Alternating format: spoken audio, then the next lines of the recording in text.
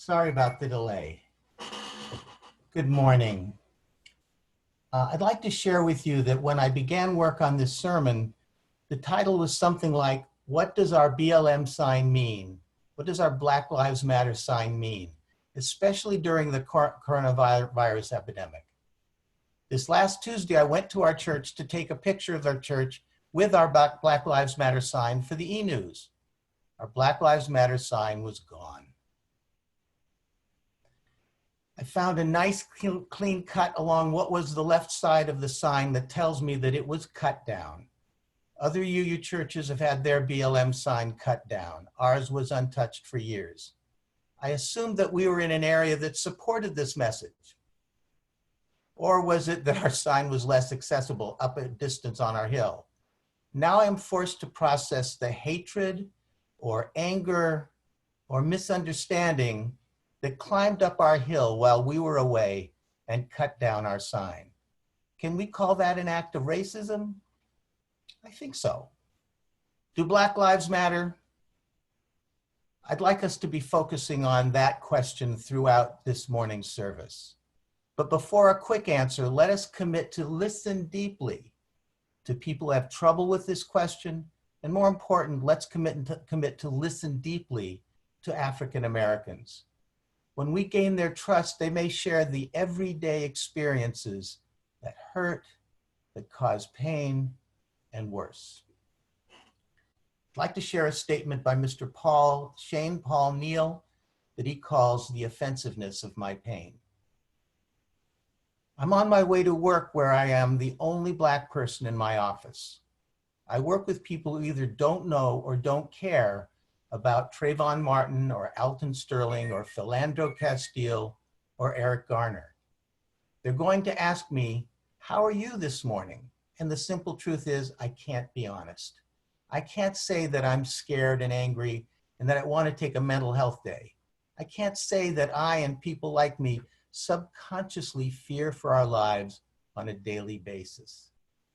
I can't say how I am this morning because it will make them uncomfortable and offended. The offensiveness of my pain is why we have to remind America over and over again that Black lives matter. Because if you lack empathy for our tears, it's likely you lack respect for our lives.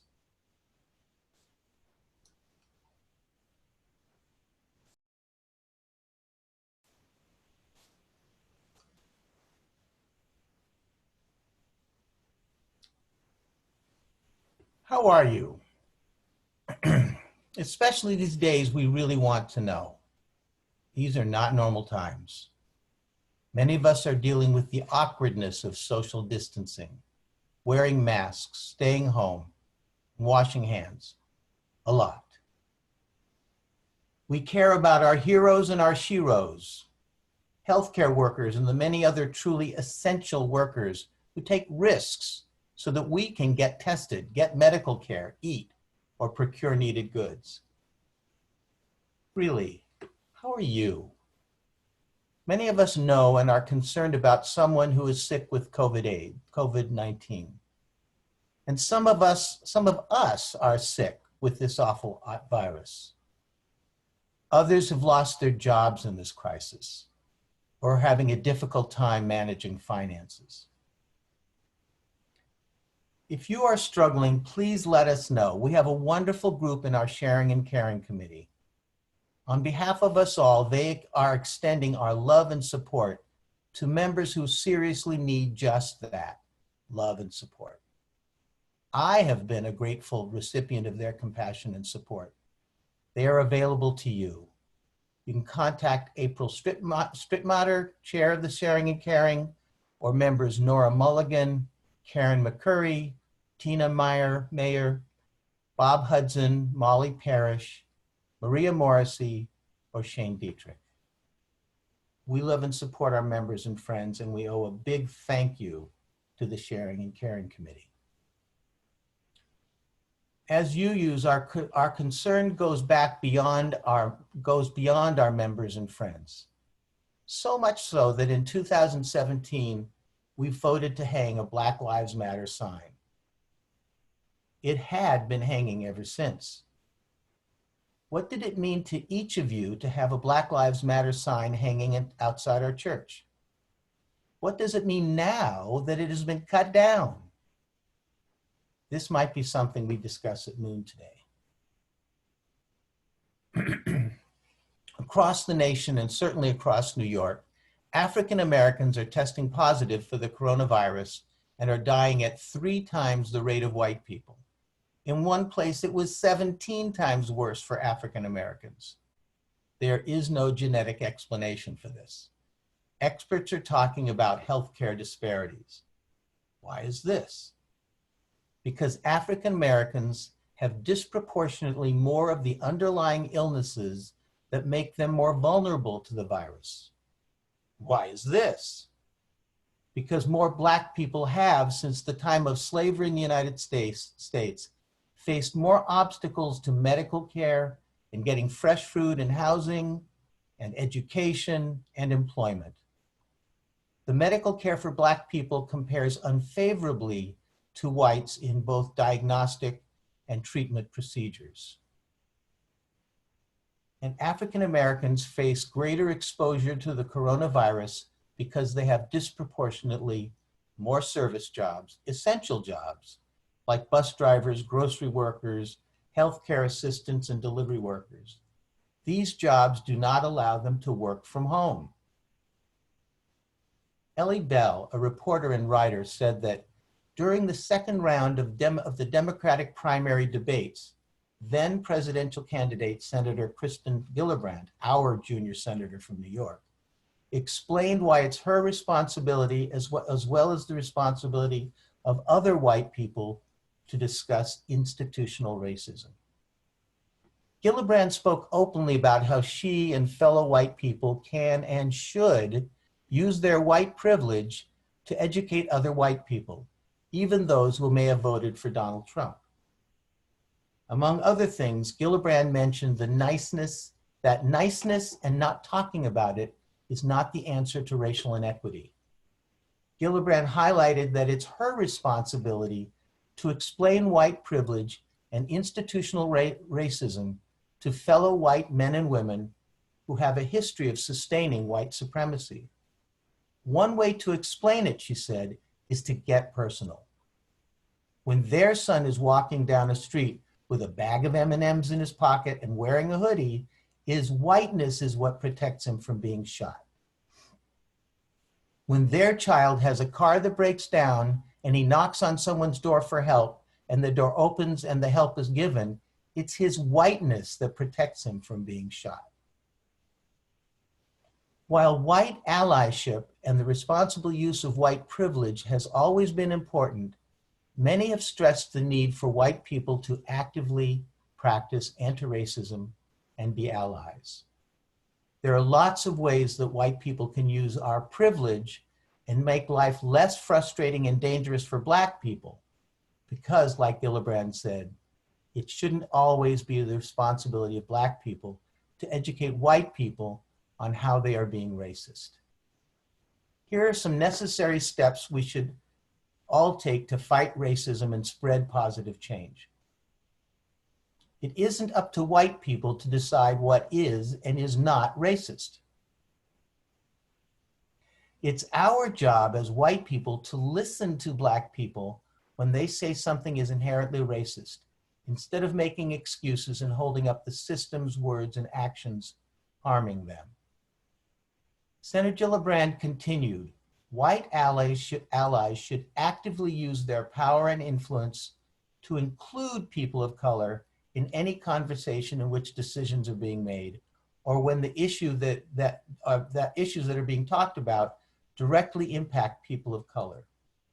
True white allies should always take time to read the rooms that they are in and ensure that the right people are represented. And if it means that a white ally should give up their seat at the table for a person of color to be included, then that is what they need to do.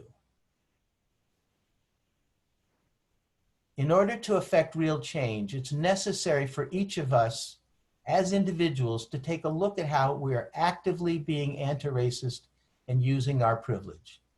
This can include the way we spend our money and where we spend it. or how we act apart from the values and opinions we preach.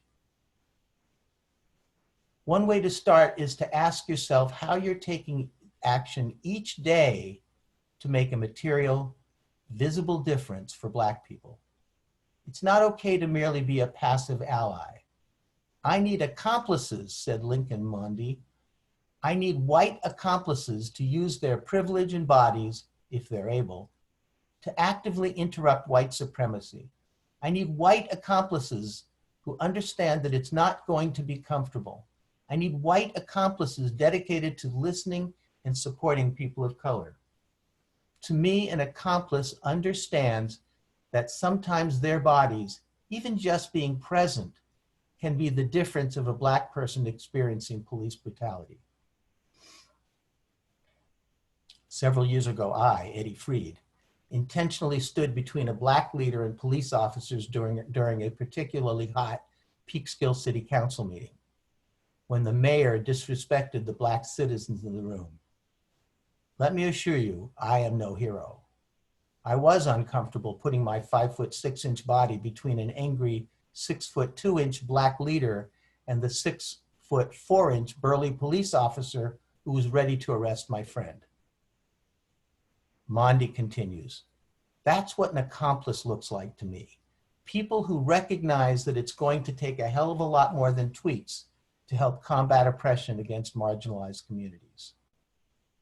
For Sierra, a 21-year-old queer Black woman, it's important for white people to decenter themselves, especially in how they vote in electoral politics, because, to be frank, most white allies will be fine no matter who the next president is.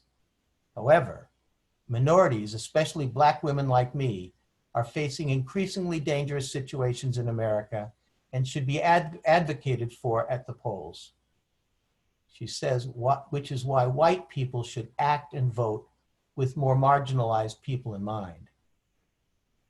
As the last election cycle proved, talking openly about politics with friends, family members, and peers may not always be easy or comfortable, but it shouldn't be left to people of color to do the right thing.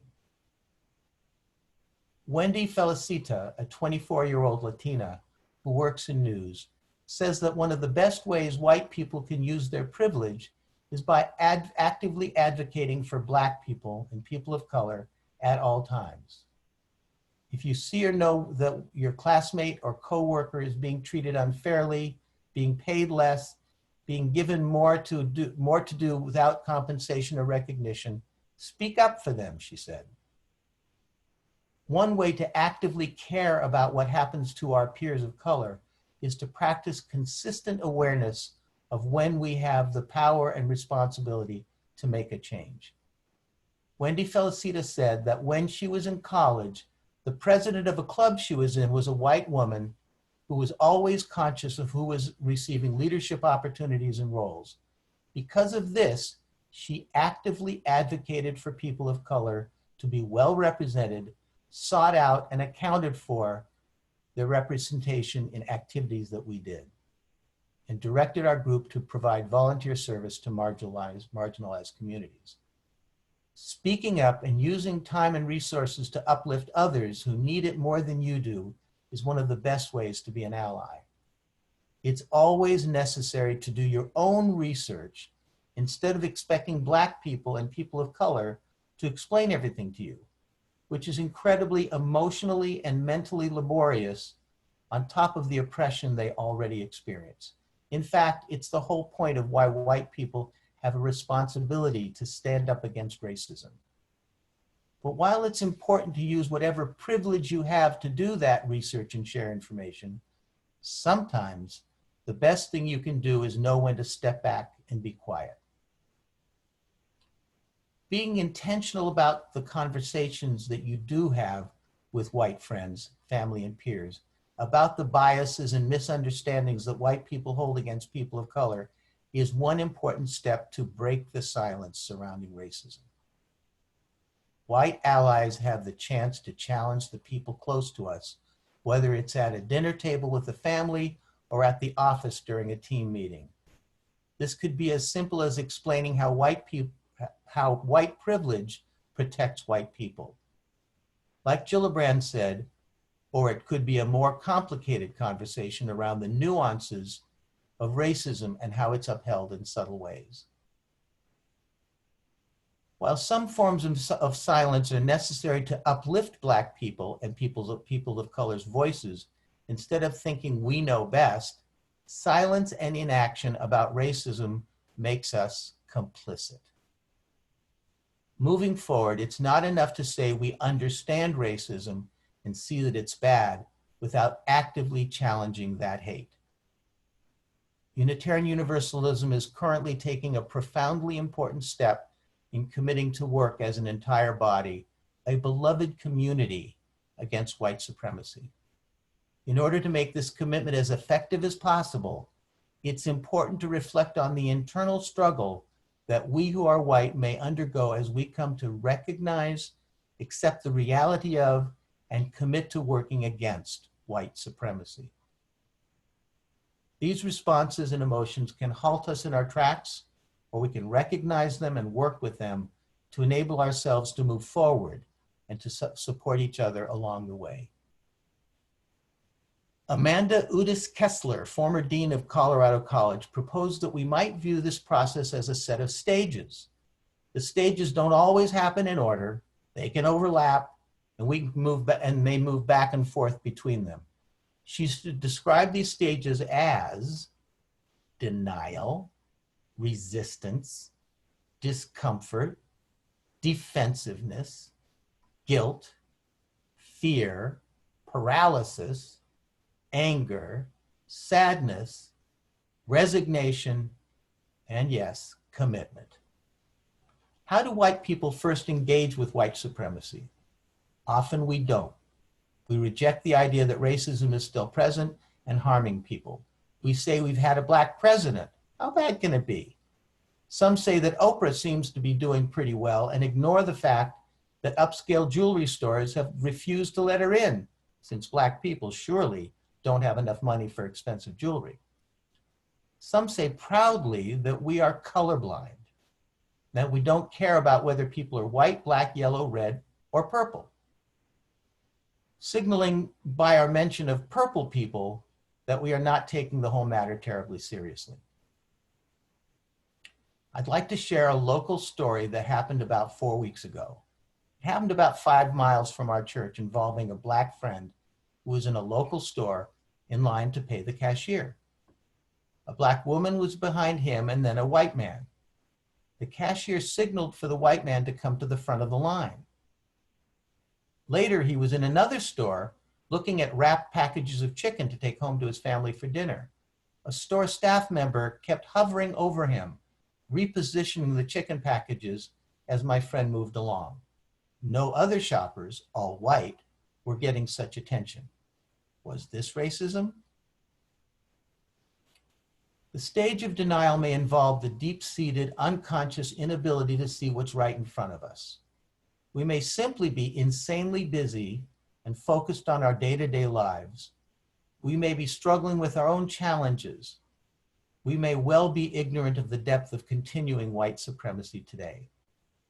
Dr. Udis Kessler continued to suggest that after we've spent some time resisting resisting the reality of white supremacy, we may become uncomfortable.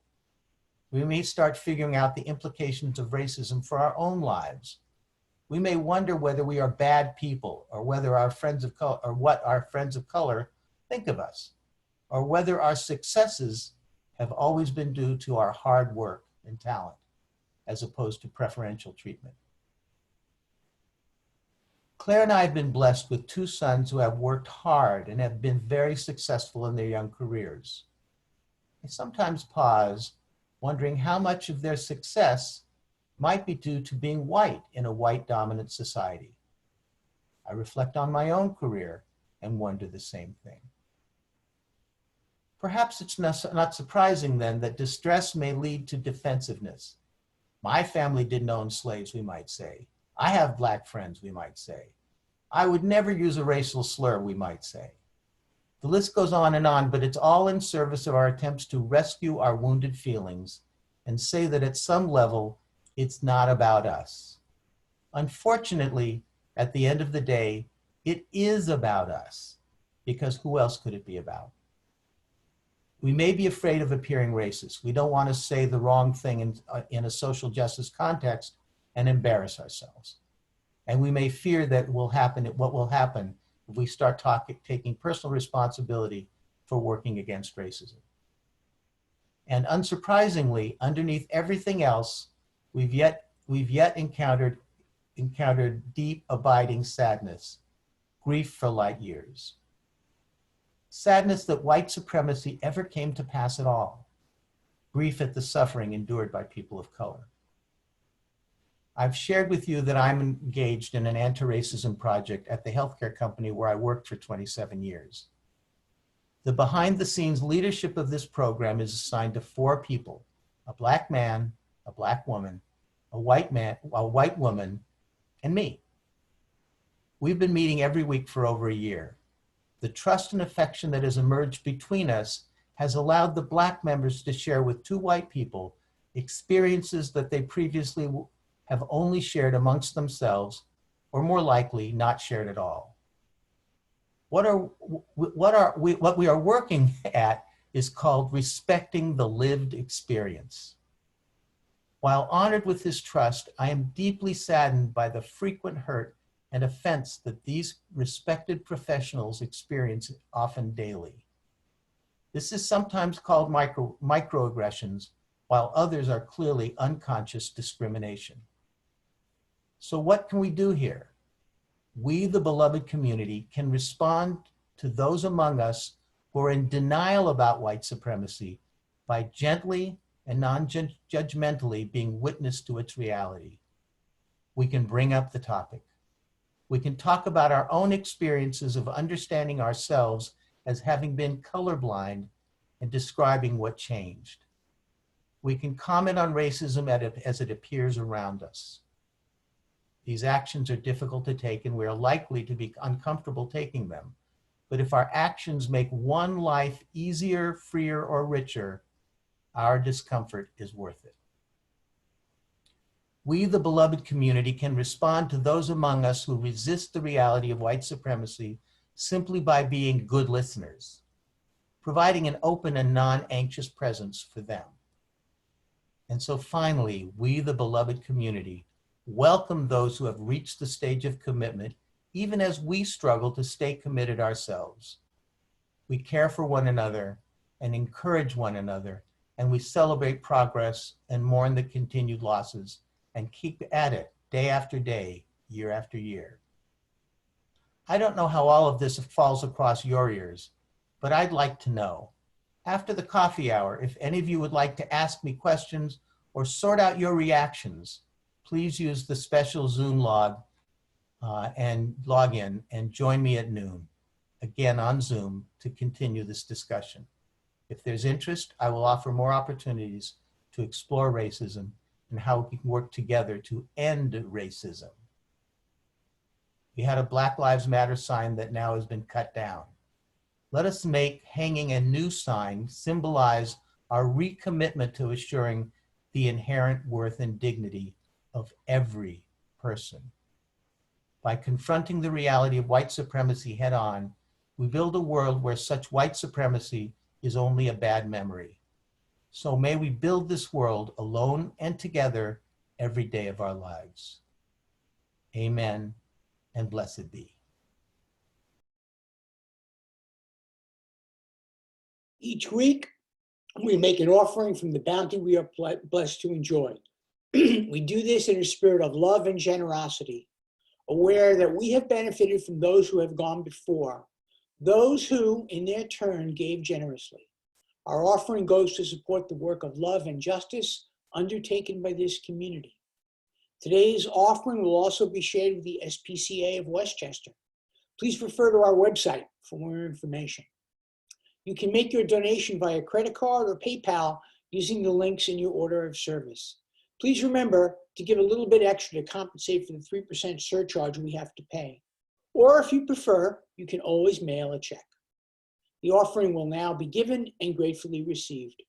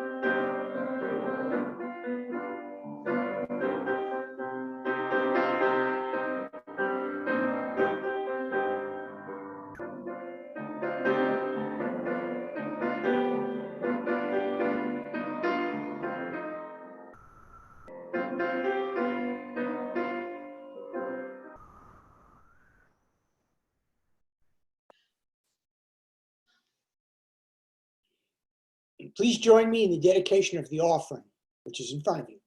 May these gifts and the work of our hands and hearts give power to all we stand for as a community of faith.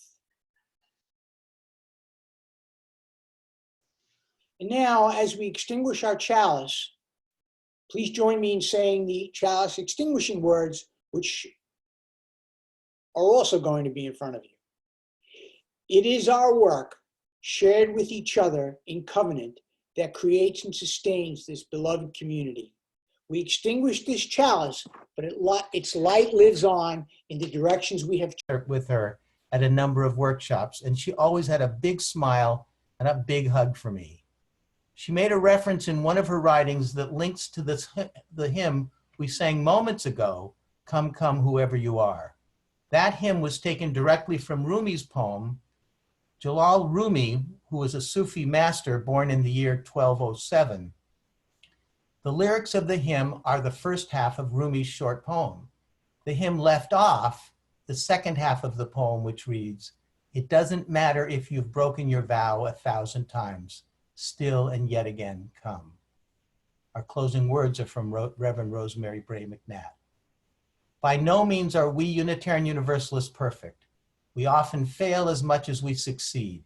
Yet even when we have broken our vows 1,000 times, we return to this essential work of justice and liberation for all. We do the work best when we remember what church is and what church is not. Church is not a place to hide.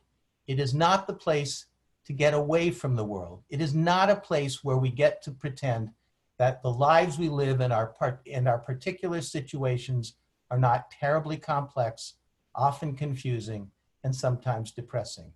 Church is the place where we stand with one another, look the world in the eye, and attempt to see clearly and gather strength to face what we see with courage and, yes, with joy.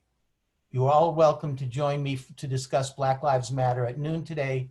Look in the e-news and on our website to log in for this conversation at noon today. Blessed be.